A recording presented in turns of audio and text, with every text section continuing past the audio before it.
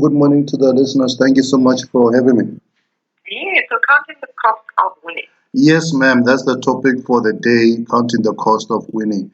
You know, anything and everything of value has a cost attached to it. And if we want to win in any area of our lives, we have to be aware of the cost and then be willing to pay that cost. And today, I'd like us to discuss a few of these costs. Number one, the cost of disciplined action. The cost of disciplined action.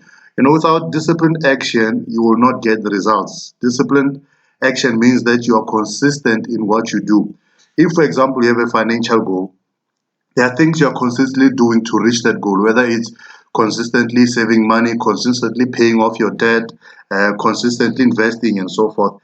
It is that consistency and that discipline that will give you results. If you have a fitness or weight loss goal, it is the consistency in eating right, the consistency in exercising that will allow you to reach that goal. There's a quote I love that says, discipline is doing what you hate to do, but doing it like you love it.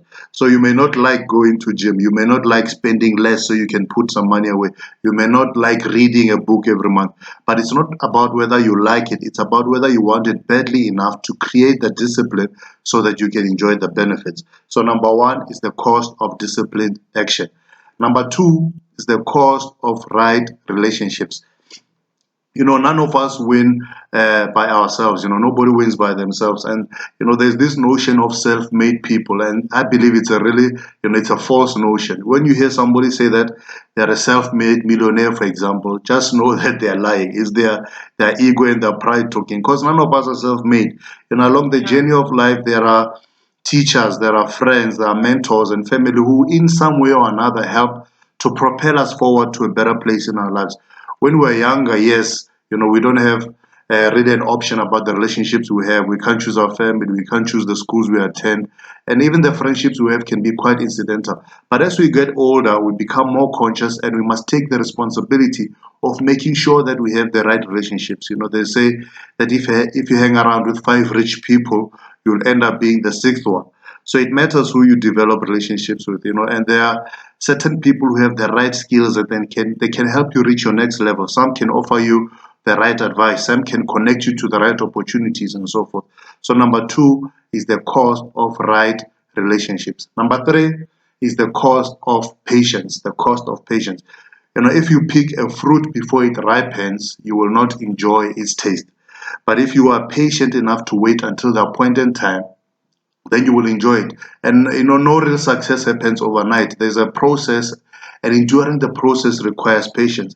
And many people short circuit their progress and their success because of impatience. They work on a project, and if it doesn't give them the results as quickly as they want those results, they abandon the project and they start another one. And they end up doing the same with that project. And years down the line, when they look back, they don't have much to show in terms of what they've achieved. If you keep uprooting the tree, it will never produce fruit. You have to be patient enough to remain planted, because that is how you will grow and produce the desired results. So number three is the cost of patience. Number four, and lastly, don't win at all cost. Don't win at all cost. In our pursuit of success, we also have to know when the cost is too high. Maybe you want a job or a promotion, and the manager says that you have to sleep with them in order to get that job or promotion. That price is too high. Maybe you want to grow your business and you are told that there's a bribe that you must pay in order to get a certain contract. That price is too high. Real success is never overpriced. It doesn't require you to be immoral or unethical. And the people who attain success through immoral and unethical means never really enjoy their success. That type of success comes with guilt, with shame, and even when other people are celebrating you, you can't celebrate yourself because you know what you sacrificed in order to get it. There's a Bible verse I love that says, "What good is it to gain the whole world but lose your soul?" So as you pursue success, decide that there are boundaries that you're not willing to cross. Decide that you want to win, but not at all cost.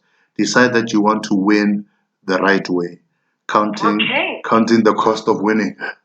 All right, thank you so much. Thank you for that lovely chat and confidence. And I love the last one in particular, because sometimes we need that to be repeated to us in order to remember that the cost sometimes might be just a little too high.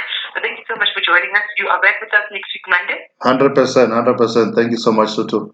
Thank you very much. That was confidence.